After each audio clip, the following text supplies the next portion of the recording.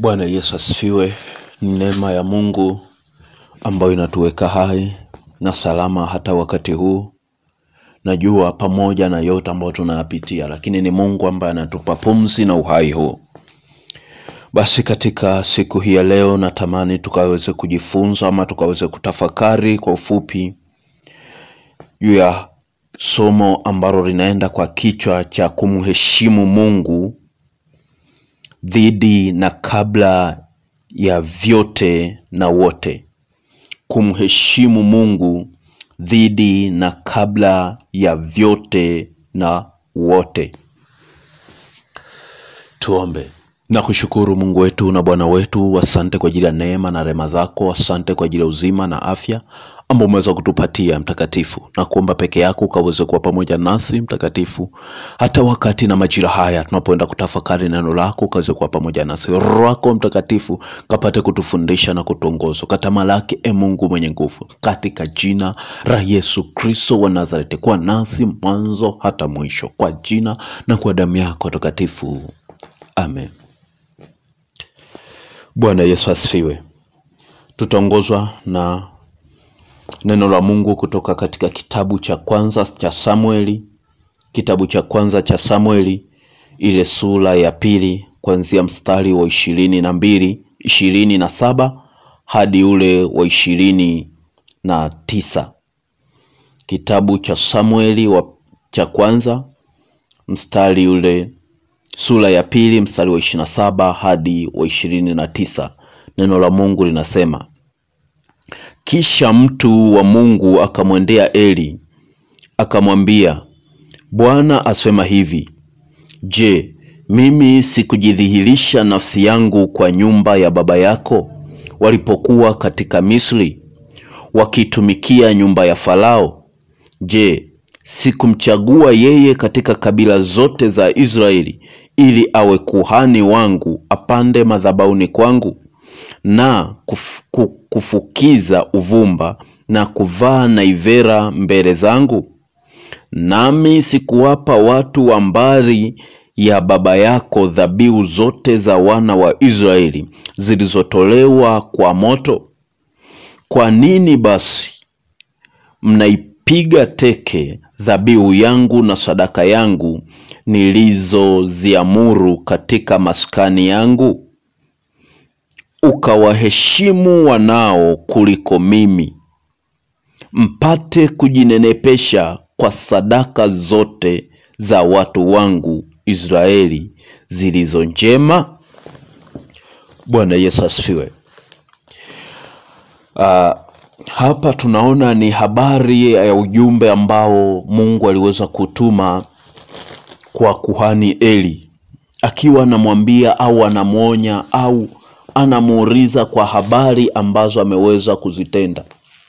Ukisoma hii habari ni kutokana, ukianzia mstari wa 22 unaweza kupata ujumbe mzuri zaidi au ukaweza kuelewa zaidi, lakini ni habari ambayo inazungumza pale ambapo watoto wake huyu kuhani Eli walipokuwa wanafanya mambo ambayo yalikuwa kinyume na mapenzi ya Mungu, walipokuwa wanafanya mambo ambayo hayakustahili kufanywa, ndipo Mungu anatuma ujumbe kumuuliza Eli.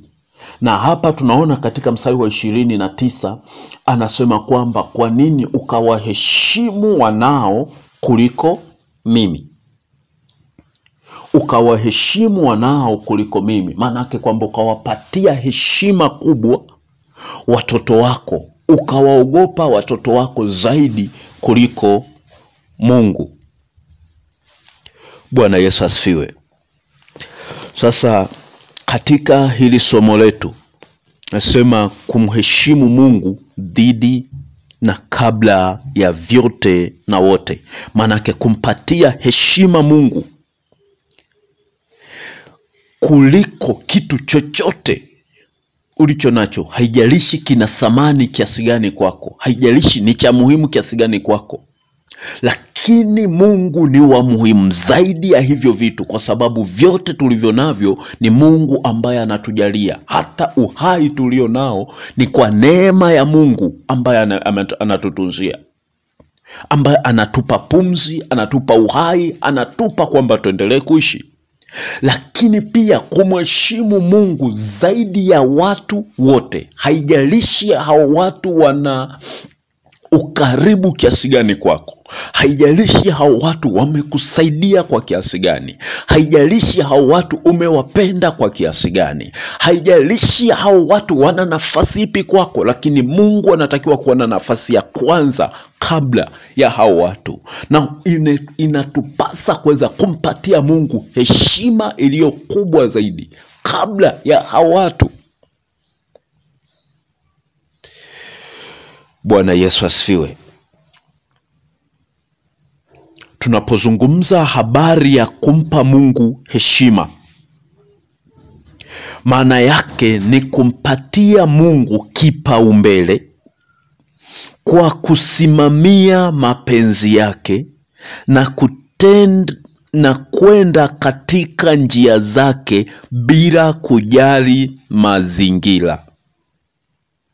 Kumpa Mungu heshima maana yake ni kumpatia Mungu kipaumbele kwa kusimamia mapenzi yake na kwenda katika njia zake bila kujali mazingira.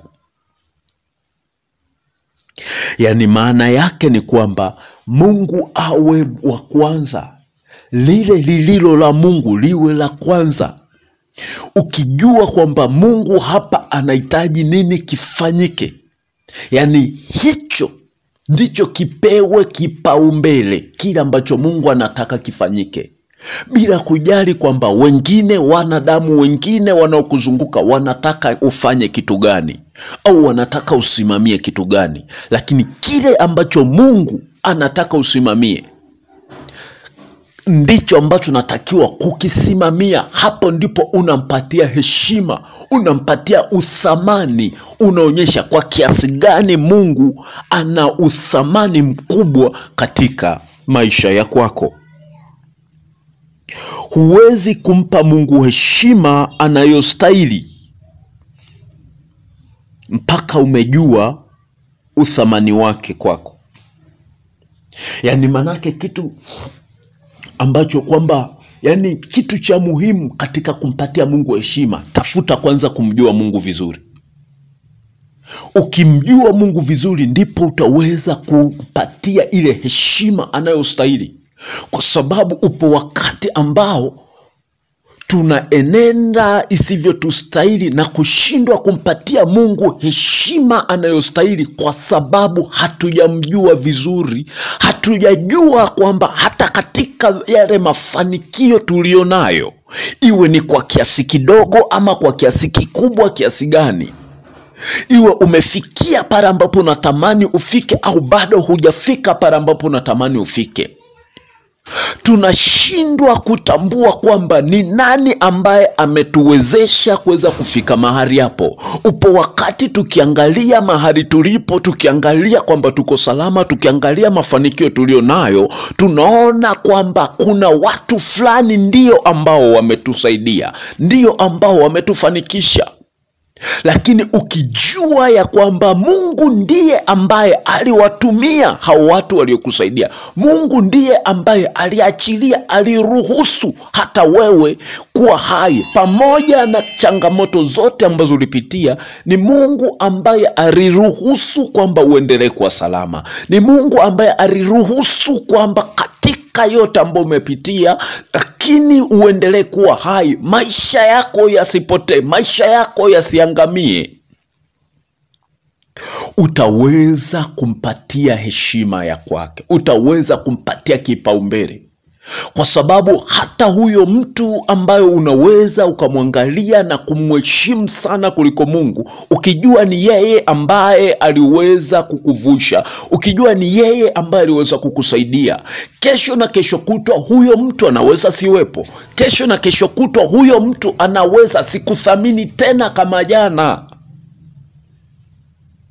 Lakini Mungu ni yeye, yupo jana, leo na hata milele. Na Mungu upendo wake haujawahi kupungua kwako. Mungu upendo wake kwetu ni mkubwa kiasi kwamba hajali habari, haangalii tu habari ya mambo au habari ya kitu gani tumeweza kufanyia ili aweze kutupenda.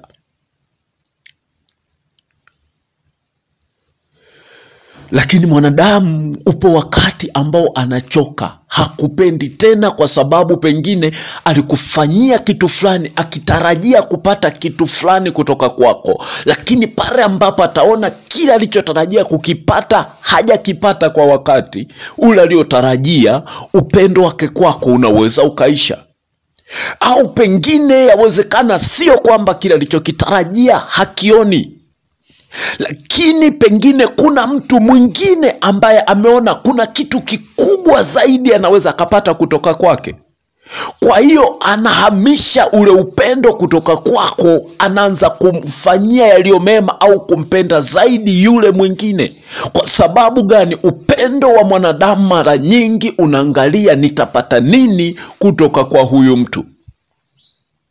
Lakini kama ukimpatia heshima Mungu, ukimpatia kipaumbele Mungu, hata kama huyu akiamua kukuacha, mwanadamu huyu akiamua kukuacha, au mtu huyu ambaye alikuwa msaada kwako akiamua kukuacha, Mungu atainua mtu mwingine, yawezekana ambaye atatoa msaada mkubwa zaidi, au atafanya vitu vikubwa zaidi kuliko vile ambavyo alikuwa anavifanya yule wa kwanza. Kwa hiyo kitu cha kwanza, tambua uthamani wa Mungu katika maisha ya kwako. Tambua kwamba hata wewe kuwa hai wakati huu ni kwa neema ya Mungu, ni kwa sababu Mungu amekulinda. Wala haina maana kwamba wewe umekuwa mjanja sana, au umekuwa na akili nyingi sana, au umekuwa mwema sana kuliko wale wengine ambao wameondoka. Au pengine kwa sababu wewe umri wako, pengine kwamba mimi kwa sababu bado ni mdogo, bado umri wangu, bado wakati wangu tu bado haujafika. Kumbuka, kuna wangapi ambao umezaliwa nao, kuna wangapi ambao umekuwa nao, lakini hata sasa hawapo. Haijalishi ni alikufa kwa ajali, alikufa kwa magonjwa, alikufa kwa sababu gani, alikufa kwa kitu gani ambacho kilimuua. Lakini tambua ya kwamba hata wewe yawezekana ungekuwa mmoja wa wale ambao walitangulia. Kwa hiyo wewe kuwepo hai mpaka wakati huu ni kwa neema ya Mungu. Ni kwa neema ya Mungu, na wakati mwingine ameruhusu yale mengine atokee kwa wengine, ili walau basi hata wewe uweze kutafakari kwamba kwa nini mimi niko hai mpaka leo hii. Kuna wangapi ambao nilizaliwa nao leo hii sipo nao? Kuna wangapi ambao nilikuwa nao lakini leo hii sipo nao? Kuna wangapi ambao walionekana wana uwezo mkubwa lakini leo hii hawapo tena?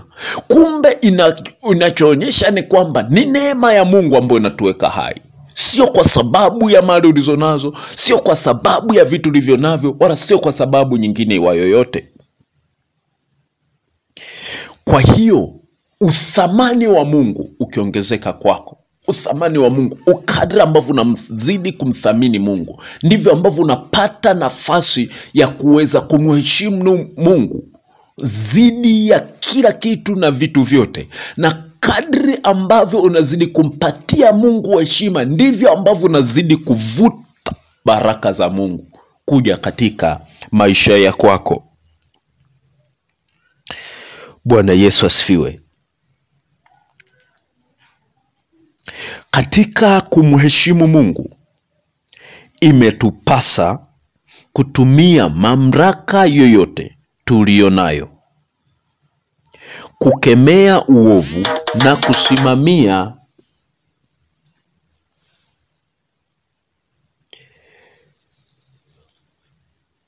na kusimamia kusudi la Mungu.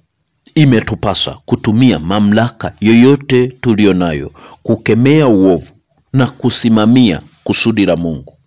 Mungu amekuweka katika nafasi gani? Mungu amekuweka mahali gani? Kwa nafasi hiyo ulionayo, itumie kwa ajili ya kuhakikisha kwamba yaliyo mapenzi ya Mungu yanatimia, yaliyo mapenzi ya Mungu yanasimama. Kilicho cha Mungu kinainuliwa, kilicho cha Mungu kinasimama, kinaonekana katika mazingira ulionayo.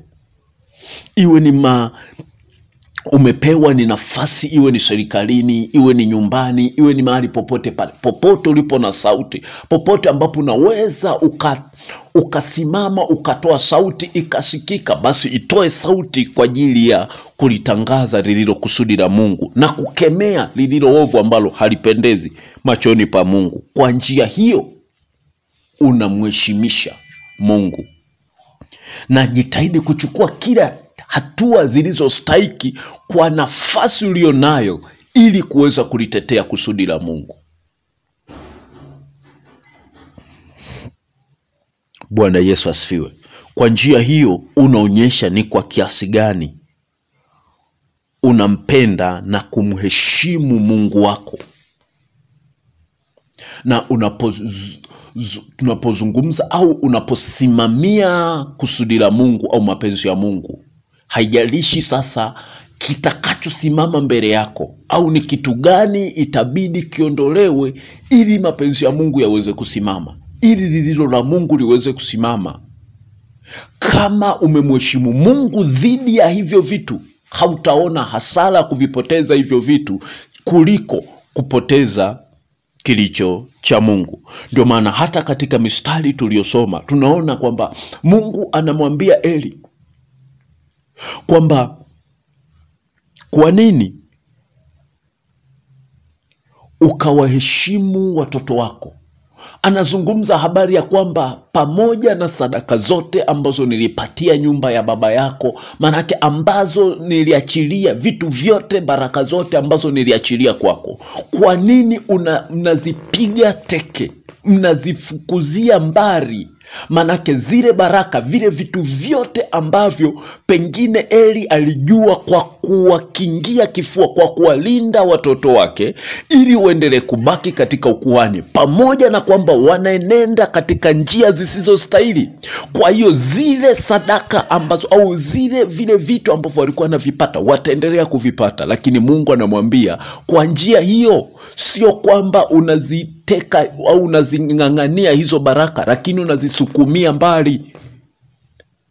Manake kitu gani? Kwamba ili uweze kuzishikilia hizi baraka inabidi ufanye yaliyo mapenzi ya Mungu. Kwa kungangania yasiyo mapenzi ya Mungu, hata kama yanafanyika na mtu ambaye ni wa thamani sana kwako, haina maana kwamba unataka kwamba au haina maana kwamba zile baraka ambazo zinapatikana katika ile nafasi aliyonayo kwamba zitaendelea kuwa kwake, lakini unazifukuzia mbali. Kwa kumbe Eli lilikuwa ni jambo la baraka au la kuendelea zile baraka na ile neema kuendelea kubaki katika uzao wa kwake.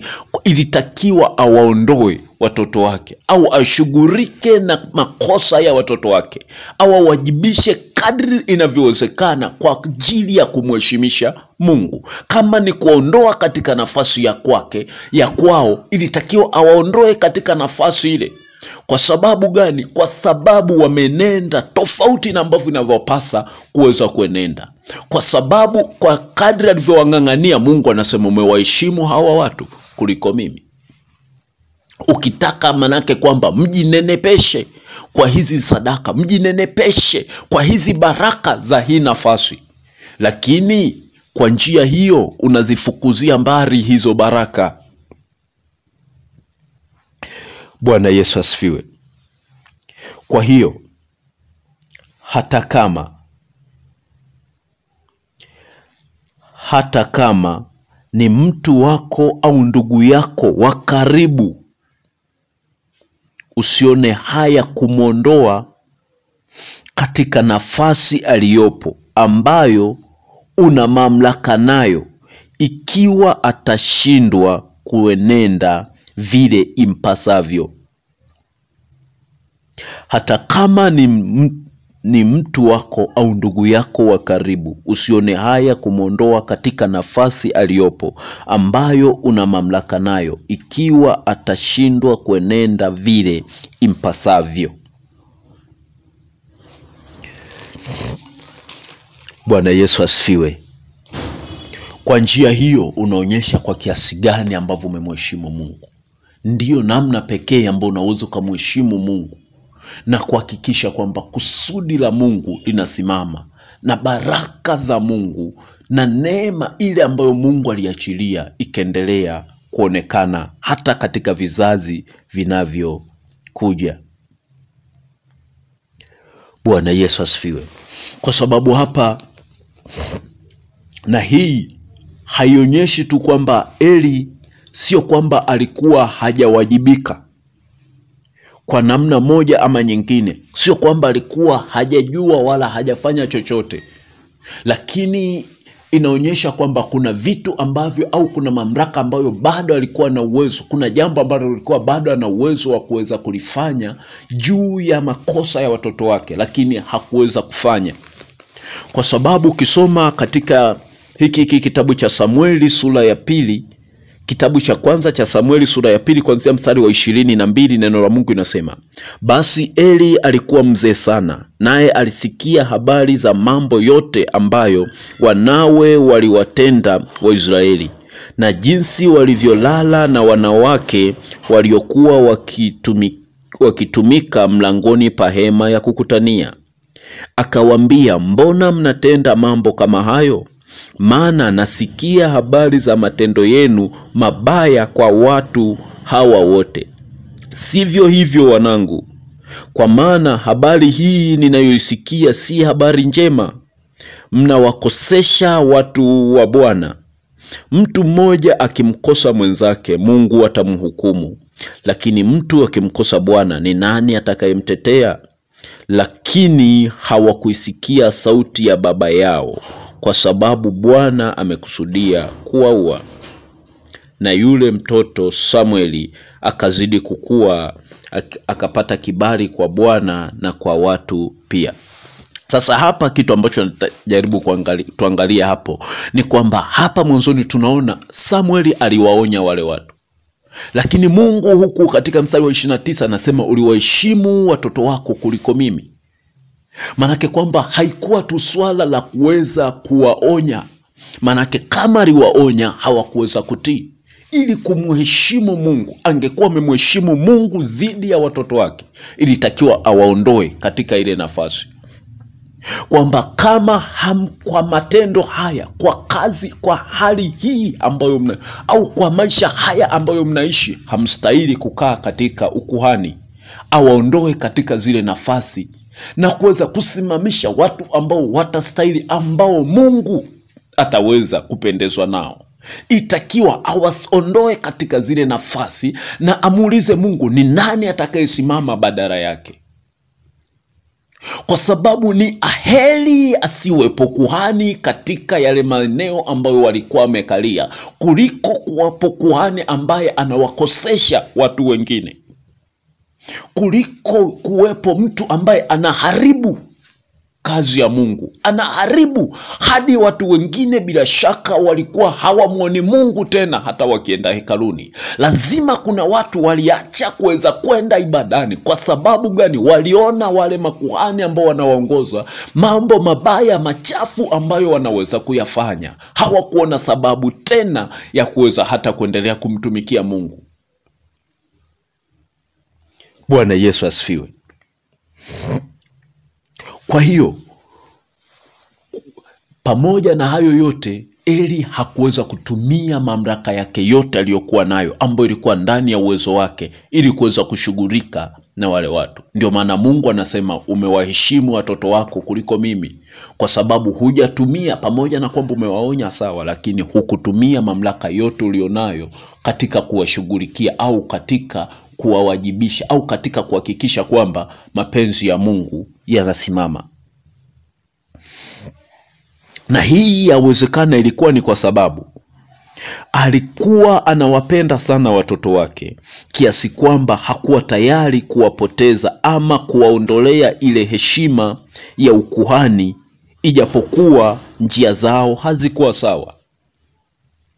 Yani pengine kwa sababu ya upendo alikuwa nao kwa watoto wake, hakutamani kwamba watoto wake wabaki bila heshima. Ile heshima ya ukuhani ni heshima kubwa sana. Sasa hakutamani kwamba waweze kuondolewa watoto wake ile heshima. Ndio maana akajikuta anashindwa, hakuweza kuwaondoa katika zile nafasi za kwao.